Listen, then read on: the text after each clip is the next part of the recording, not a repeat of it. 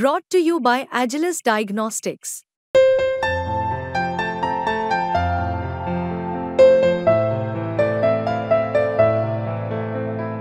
Agilus Diagnostics. त्यांना जाग विचारण्यासाठी गेले होते, मात्र त्यांना त्यांची भेट झाली नाही. आंदोलन सुरू केले. आताच कळालंय मला आपल्याच माध्यमातून. मग एक आपल्या बांधवांनी सांगितलं असं आहे. काय जाग विचारायचं त्यांना? यांना काय कळणार आहे आरक्षण म्हणजे काय? आरक्षण कशाला लागतंय? हे गोर गरीब मराठ्यांच्या जीवाशी खेळणारे लोक आहेत हे सगळेच. कारण ते पण एक सत्तेचाच भाग आहे. ते पण सत्तेचाच भाग आहे. शेवटी देवेंद्र फडणवीसांनी हे सगळं अभियान षडयंत्र माझ्या विरोधात उभा केलेलं आहे बोलायसाठी.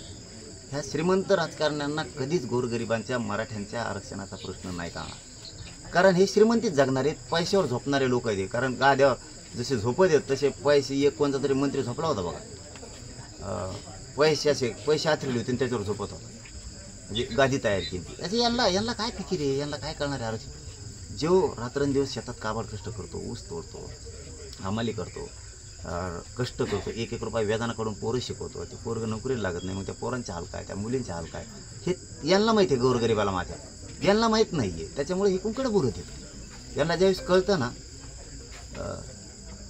या गोष्टीपासून हा त्रास होतो, त्यावेळेस त्यांच्या लक्षात येतं की अरे हे गरजेचं. म्हणजे नाही का, जाळ पोळाल्यावर यांना कळतो अरे हे जाळ आहे, याला जाळ म्हणते. इंजेक्शन टोचल्यावर वाटतं माणसाला हे इंजेक्शन आहे. कारण ते त्यांना टोचत नाही ना, भावना नाही ना. आम्हाला वेदना टोचत्यात. आमचा आक्रोश आहे पोरांचा की गोरगरीब मराठ्यांना आरक्षण मिळालं पाहिजे. त्यांना कुठं भावना? ते खेळतात आमच्या भावनेशी. आमच्या यांना भंपकपणा म्हणतात ते. आमची एखादी भगिनी रडायला जर लागली तर त्याला नाटक समजित येते. यांना वेदना नाहीत. त्या पैशाच्या जोरावर यांना वेदना नाही, सत्तेच्या जोरावर वेदना नाही. त्यामुळे त्यांच्या पुढं काय आंदोलन करायचं? त्यांना काय भेटायचं? अरे आपला मराठा लय मोठा आहे असं कोणाला विचारायला जायचं का? कोणाला किंमत द्यायची नाही. मराठ्यांना विनंती माझी, कसल्याला किंमत नाही द्यायची, अशी सोडून दे जायची. कशी अजिबात खरं सांगतोय मी.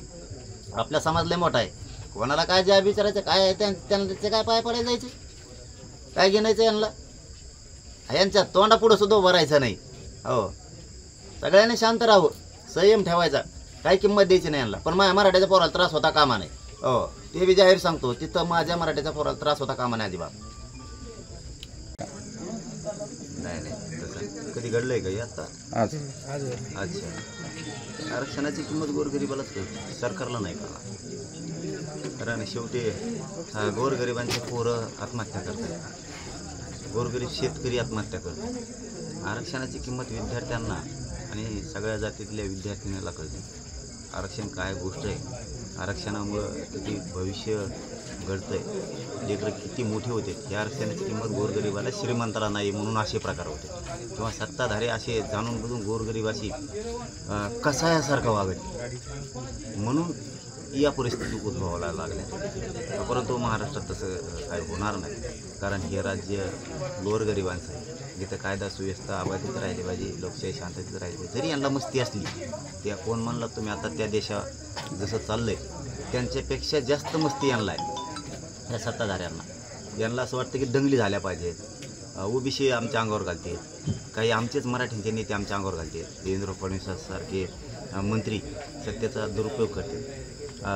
यांची इच्छा आहे दंगली झाल्या पाहिजे, पण मराठ्यांची इच्छा नाही, दंगली नाही झाल्या पाहिजे. कायदा सुव्यवस्था व्यवस्थित राहिली पाहिजे, राज्यात शांतता राहिली पाहिजे, कायदा भंग नाही झाला पाहिजे, शांतता भंग नाही झाली पाहिजे. हा उद्देश मराठ्यांचा आहे. म्हणून तर आम्ही शांतता राहायला सुरू केल्यात राज्यभर. इथं काय होणार नाही, हे राज्य शांततेत राहणार आहे, इथं तसा काही प्रकार होणार नाही.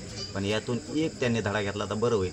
आरक्षण ही प्रचंड मोठा आक्रोश आहे आणि सर्वसामान्य गोरगरिबाला त्रास दिल्यावर असं होतं म्हणजे आरक्षण गरिबांसाठी खूप मोठी गोष्ट आहे. हे सरकारनं समजून घ्यावं. सत्तेच्या मस्तीत राहू नये. श्रीमंत गरिबाची विचार करत नाही.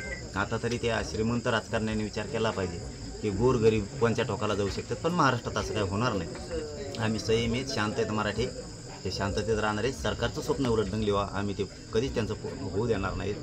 सगळं शांततेत राहणार, पण आरक्षण मात्र ओबीसीतून घेणार. पटेल